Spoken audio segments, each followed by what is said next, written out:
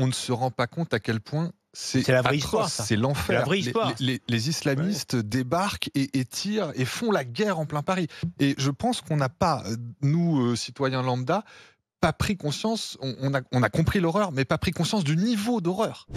C'est un major de police, il s'appelle Yvan Assioma. Bonjour Yvan, il vient de signer ce livre. Nous avons l'honneur de vous rendre compte chez Fayard. Le 13 novembre 2015, la France, on s'en souvient, c'était il y a 10 ans, plongeait dans l'horreur avec les attentats de Paris, au Stade de France, sur les terrasses parisiennes, au Bataclan.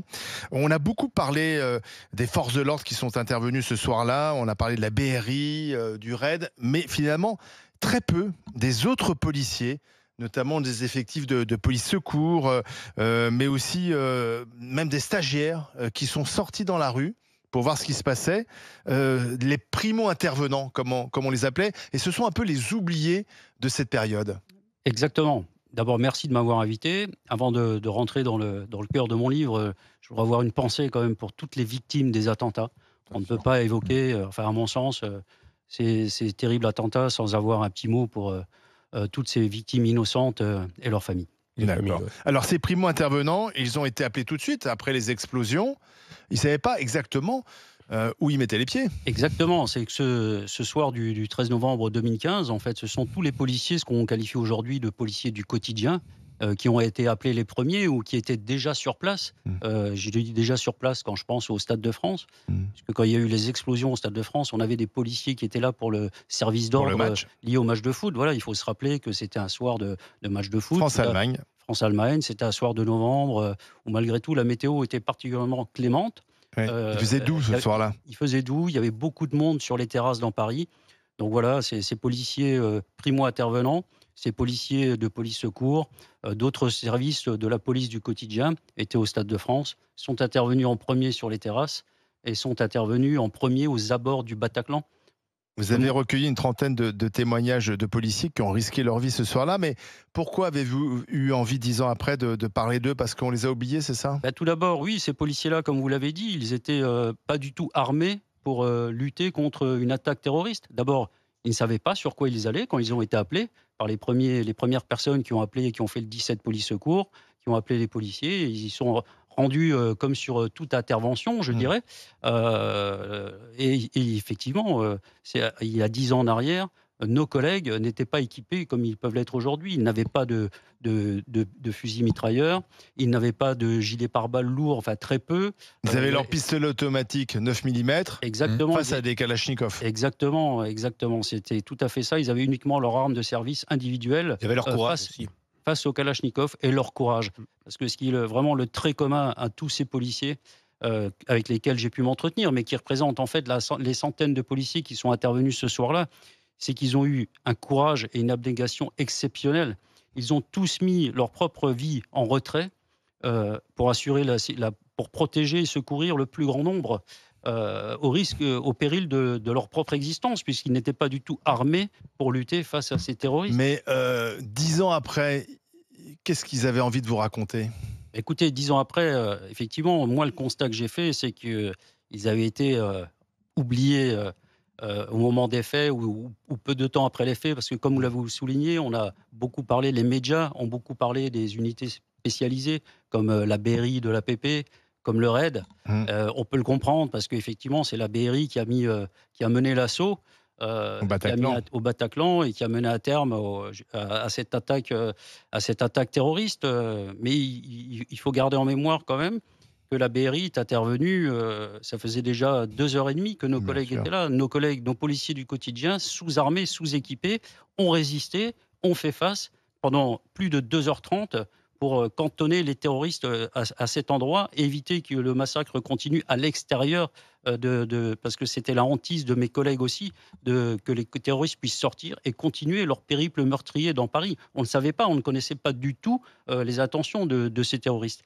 Et 10 ans après, c'est parce que effectivement, ce qu'ils ont fait ce soir-là, ce qu'ils ont accompli ce soir-là, au prix de leur mise en danger personnelle, au prix du courage, ça a été peu ou quasiment pas du tout rapporté par les médias. Ça n'apparaît quasiment pas du tout dans les discours officiels. C'est ce que tous m'ont dit d'ailleurs. Quand chacun desquels avec les... Une sorte d'injustice en fait. Écoutez, oui, je répare un peu une Ouais. injustice parce que c'est le sentiment, partagé par l'ensemble, Mmh. des policiers qu'ils n'ont tous, ils m'ont confié, tous ceux avec lesquels je me suis entretenu, m'ont confié, effectivement, qu'ils trouvaient qu'on n'avait pas parlé d'eux. Ils avaient même le sentiment presque que ce qu'ils avaient accompli, pour certains, ils se sont posé la question si ça avait vraiment existé. Ouais. Donc voilà, 10 ans après, je leur donne la parole, parce que je raconte, dans ce livre qui raconte les attentats, hein, Mmh. du 13 novembre, depuis, le Stade de France, les terrasses, le Bataclan. Tout est raconté à travers les propres paroles des Et c'est policiers. des paroles fortes. Ah oui. Alors, les grandes gueules ont lu le livre, Antoine Dier. C'est vrai que les paroles, les témoignages sont très forts. Ouais, j'ai lu le livre et ça nous replonge dans un moment difficile de notre pays, plein de souvenirs qu'on se rappelle et se retrouver aux côtés de ces policiers primo-intervenants. On l'a dit, on a montré leur courage, mais votre livre, il montre une chose plus subtile encore, c'est la façon dont tous disent il fallait que je sois là et si je n'étais pas venu, si je n'avais pas été là, je l'aurais regretté, mais ils vivent également non pas avec le manque de reconnaissance forcément, mais avec le sentiment de se dire on aurait dû pouvoir faire plus. Mmh. Je crois que le plus dur à lire, c'est tous ces policiers qui disent j'ai tout donné, j'ai mis mes mains dans les plaies béantes d'une personne pour essayer de la sauver, mais j'aurais voulu pouvoir faire plus. On aurait dû rentrer plus tôt. On aurait dû riposter, on aurait dû tirer, on aurait dû être armé plus lourdement. Et tout ça, c'est des choses Un qu'on a sentiment de frustration, alors. voilà, c'est des choses qu'on a appris après coup. Il y a beaucoup de corrections dans la façon dont ils sont formés, dans la doctrine.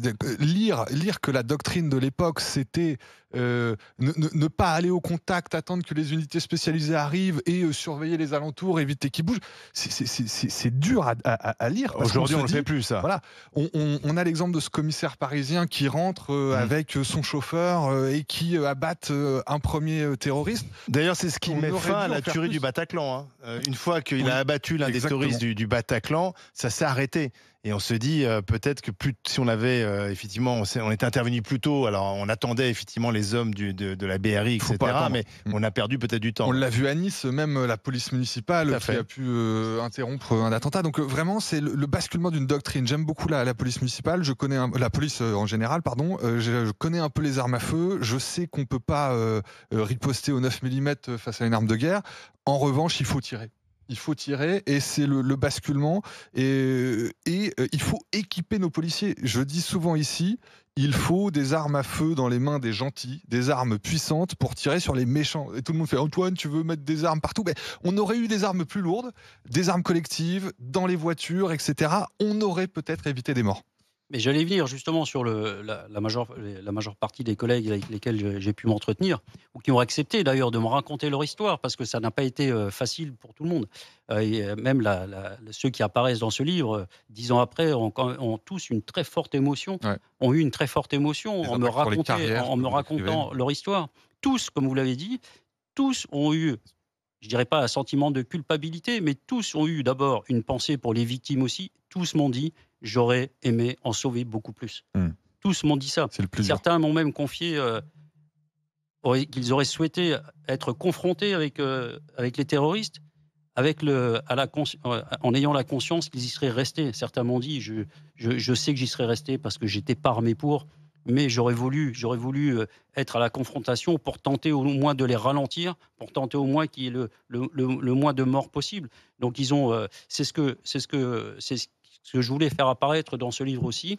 C'est ce à quoi, mes collègues, ont pensé en étant sur place, ont pensé en étant sous le feu des terroristes. Parce que ceux qui étaient aux abords du Bataclan se Hmm. sont quand même fait tirer dessus. Donc savoir, voilà, montrer au plus grand nombre ce qu'ils pouvaient penser à ce moment-là, le ressenti, d'abord sur le moment de l'intervention, et puis effectivement les souvenirs 10 ans après. Parce que il faut pas oublier que derrière un policier, c'est un homme, c'est une Une femme. Il femme. y a beaucoup de femmes dans la police, il y a beaucoup de femmes qui sont intervenues ce soir-là. On a un taux de féminisation assez important dans la police aujourd'hui. On avoisine les 30 de femmes au sein de la police. Et ce soir-là, il y a beaucoup de policières qui sont intervenues, Mmh. d'ailleurs, beaucoup apparaissent dans mon livre. Hmm. Hmm. Je pense à Isabelle, Émilie, Bérangère, Stéphanie. Stéphanie qui était aux abords du Bataclan, qui s'est fait tirer dessus. Donc c'est quand même, ils ont eu tous et toutes leur vie vraiment en danger. Et ils avaient aussi ce sentiment, effectivement, d'accomplir leur mission. Ils savaient qu'ils prenaient à très grand risque. Ils ont tous mis leur vie en retrait pour accomplir vraiment leur mission, aller au bout, se protéger, secourir le plus grand nombre. Les attentats du 13 novembre, rappelons-le, à Paris et à Saint-Denis ont fait 130 morts et plus de 350 blessés, dont une centaine grièvement. Mourad Boudjela, tu as lu le livre? Ouais. Moi, je vais vous dire que votre livre m'a défoncé, quoi. Parce que c'est un moment de notre pays qu'on n'oubliera jamais. Moi, les endroits dont vous parlez, je ne parle pas du Bataclan, des Stades du France, je parle des troquets, des bars et des restaurants. C'est là où vivent mes filles, c'est là où vivent mes amis, c'est mon quartier. Et il y a des images qui sont très très dures dans votre bouquin. C'est l'image de cette jeune fille ou ce jeune garçon, j'ai une bière à la main ou un verre à la main, assis et mort. Comme si le temps s'était arrêté d'un coup, alors que était simplement en train de prendre un verre, quoi. Et c'est un moment très dur. Il y a quelques messages positifs quand même. C'est que dans des moments comme ça, on est tous français, on se retrouve tous, quoi. C'est que être policier, c'est quelque chose d'exceptionnel en termes de courage, en termes de don aux autres. Il faut que tout le monde s'en souvienne. Même si des fois on gueule contre nos policiers, parce qu'on est français, je veux dire, on aime bien gueuler, mais que nos policiers ont un courage exceptionnel, voilà. Et moi, j'avais une seule question, parce que c'est un moment de vie qui nous a marqués, quoi. Vous savez, il y a une chanson de Jean-Jacques Goldman qui s'appelle Juste après. C'est un peu un oxymore. C'est une sage-femme qui, en Afrique, arrive à sauver un bébé, à faire accoucher une femme et qui se bat. Et Jean-Jacques Goldman se posait la question de qu'est-ce qu'elle a fait après cette femme. Et moi, j'ai envie de dire, 10 ans après, comment ils vont ces gens? Comment ils vont ces héros? Écoutez, ça apparaît dans cet ouvrage, puisque effectivement, le travail qui m'intéressait, c'était aussi de savoir comment ils avaient vécu avec ça pendant 10 ans. Et psychologiquement, c'est horrible. Les lendemains, 10 ans après, quels souvenirs ils en gardaient, tout ça apparaît. Et effectivement, c'est des émotions, un stress tellement fort. Il y a certains de mes collègues qui ont développé, je dirais, quelques pathologies, du stress post-traumatique, on est dedans. Certains ont suivi des thérapies pour pouvoir s'en sortir. Quand j'ai mené certains entretiens avec des policiers, certains d'abord, quand j'ai réussi à contacter, n'ont pas voulu. Pas parce que la matière les intéressait pas, mais ils m'ont confié parce qu'ils se sont enfermés, ils le gardent pour eux. Que pour eux, c'était encore un souvenir trop Bien fort. sûr. Qu'ils avaient réussi à vivre 10 ans avec et qu'ils ne se sentaient pas en reparler au risque de rouvrir une plaie. D'autres avec lesquels on a commencé, avec mon co-auteur, on a commencé des entretiens. On n'a pas pu les mener à terme parce qu'ils se sont arrêtés aussi et ils ont dit non, je ne peux pas continuer. En fait, c'est encore trop fort pour moi. Donc vraiment, déjà, ceux qui apparaissent dans ce livre, je les remercie parce qu'ils sont les témoins aussi de ces centaines de policiers qui sont intervenus ce soir-là et à qui on n'a pas donné la parole. Le retour que j'ai de quelques-uns de mes collègues qui ont déjà parcouru le livre, là aussi, ils me disent enfin quelqu'un qui parle de nous. D'abord, ceux qui apparaissent, ils me l'ont tous dit aussi. Enfin, quelqu'un qui s'intéresse à notre histoire. Ceux qui sont policiers, qui ne sont pas intervenus ce soir-là, qui étaient présents malgré tout, qui ont suivi depuis le poste de police ou depuis chez eux, m'ont dit aussi enfin, on apprend des choses. Parce que jusque-là aussi, en interne, c'est une histoire qui n'est pas racontée, en fait. C'est une histoire qui n'est pas racontée. Votre livre rend bien le niveau d'horreur, si je peux me permettre de parler comme ça. Il y a de la pudeur, etc. Mais on ne se rend pas compte à quel point c'est la vraie atroce, histoire, ça. c'est l'enfer. La vraie histoire. Les islamistes débarquent et tirent et font la guerre en plein Paris. Et je pense qu'on n'a pas, nous, citoyens lambda, pas pris conscience, on a compris l'horreur, mais pas pris conscience du niveau d'horreur. C'est atroce, c'est une bouche. Alors on va continuer à parler. En une seconde, je voudrais juste vous féliciter parce que, à l'instar de Wim Wenders lorsqu'il filme, vous êtes très discret. Vous avez vraiment laissé la parole. Vous n'êtes jamais mis en avant dans le bouquin. Vous êtes effacé, complètement effacé, et voilà. C'était le but de mon livre. Alors, on va continuer à en parler, Yvan, et saluons aussi Aziz Emouri, qui est mon confrère, qui vous a aidé à écrire ce livre, parce qu'on n'a pas encore entendu Laura Barton-Martinez. C'est vraiment un bouquin à lire. Laura a lu le bouquin, donc Laura aura la main dans un instant, et puis on a plein de questions à vous poser. À tout de suite sur RMC Story.